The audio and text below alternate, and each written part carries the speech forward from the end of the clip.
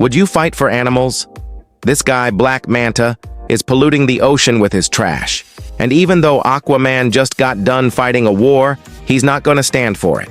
So he swims down to the bottom of the ocean to confront Black Manta. But Black Manta's robots are protecting him. So Aquaman takes care of those first.